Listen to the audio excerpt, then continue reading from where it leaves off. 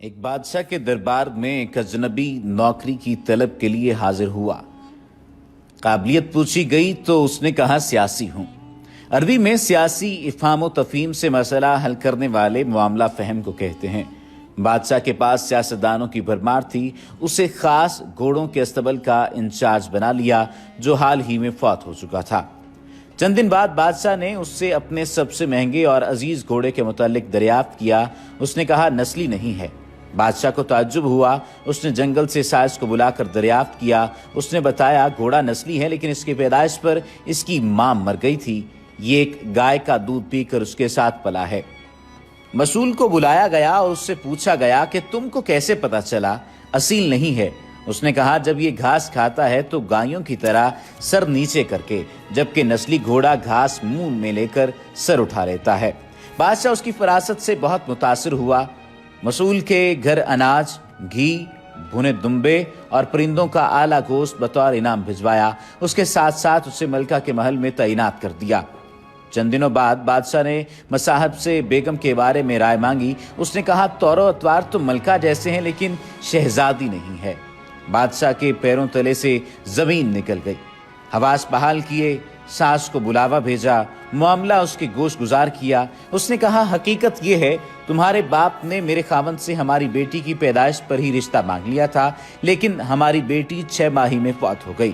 چنانچہ ہم نے تمہاری بادشاہت سے قریبی تعلقات قائم کرنے کے لیے کسی کی بچی کو اپنی بیٹی بنا لیا۔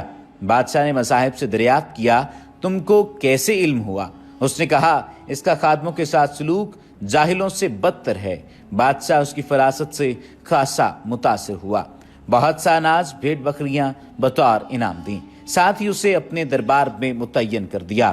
کچھ وقت گزرا، مصاحب کو بلایا، اپنے بارے دریافت کیا۔ مصاحب نے کہا جان کی امان بادشاہ نے وعدہ کیا۔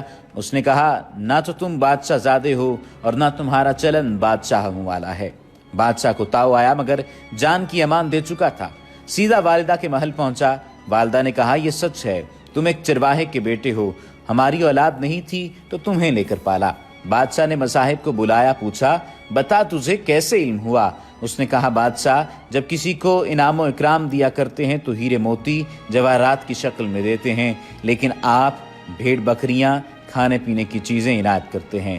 یہ اسلوب بادشاہ زادے کا نہیں، کسی چرواہے کے بیٹے کا ہی ہو سکتا ہے۔ عادتیں نسلوں کا پتہ دیتی ہیں۔ عادات، اخلاق اور طرز عمل خون اور نسل دونوں کی پہچان کرا دیتے ہیں۔ اسی وجہ سے کوشش کیجئے کہ ایسے عادات اور اخلاق اپنائیے جن سے معلوم ہو سکے کہ واقعتاً آپ خاندانی ہیں اور آپ کی رگوں میں بہنے والا خون آپ کے کردار کی نشاندہی کرتے ہوئے واقعتاً اعلیٰ و عرفہ کہلانے کا حقدار ٹھہرے۔ وما علینا الا البلاغ المبین۔